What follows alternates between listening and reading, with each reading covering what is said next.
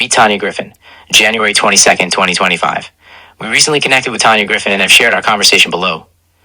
Tanya, thank you so much for joining us and offering your lessons and wisdom for our readers. One of the things we most admire about you is your generosity, and so we'd love if you could talk to us about where you think your generosity comes from. I've always been the person friends call me the hub that likes to help and encourage others. I network well and refer business to others. I also help others with their websites, social media, donations, etc. I believe there is enough for all. It's not a competition. We can all help each other. I constantly share other pig or animal rescue content and support other farm animal sanctuaries. I have worked out donations of food and supplies from local food pantries and the SPCA of Texas and share these items with other pet, farm, and wildlife nonprofits. Let's take a small detour. Maybe you can share a bit about yourself before we dive back into some of the other questions we had for you. When my husband and I married nearly 28 years ago, we lived in upscale Dallas. We would come up to the farm.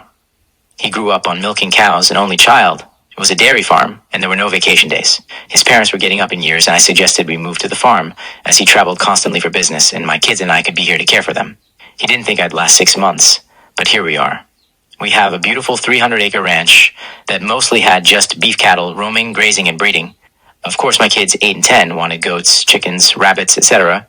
When the pandemic hit, so many people that always wanted a pet pig finally got one since they were stuck at home. As we came out of that period, many were dumping their pigs to shelters and animal control, as they had gotten so large, destructive, and unable to care for them while also working. I noticed many of the pig rescues I followed were full and no longer accepting animals.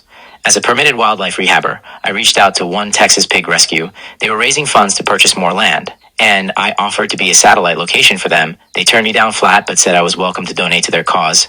I got online and set up my own nonprofit because they were too greedy to accept my help. It took about a year for the final IRS stats to go through, but I got it done, and we started off just rescuing pigs. By the time the IRS approved us, we'd rescued 2 mini longhorns and a mini mule from the slaughter pen.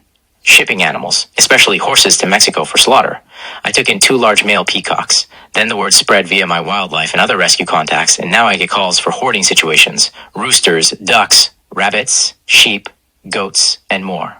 They all get to live their lives free, roaming the farm with warm, safe shelters, 5 ponds, and love. If you had to pick 3 qualities that are most important to develop, which 3 would you say matter most?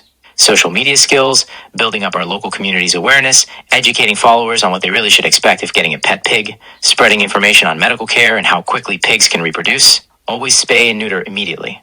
Don't give up. Keep your content flowing, make it engaging, entertaining, heart-tugging, and sincere. Engage with your followers, let them know you see them, and appreciate their interaction with your content. Be consistent. To close, maybe we can chat about your parents and what they did that was particularly impactful for you. They built me up and told me I could do anything, and I have always believed it. Contact info.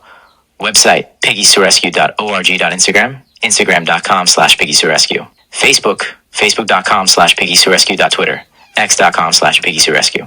Image credits Piggy Sue Rescue.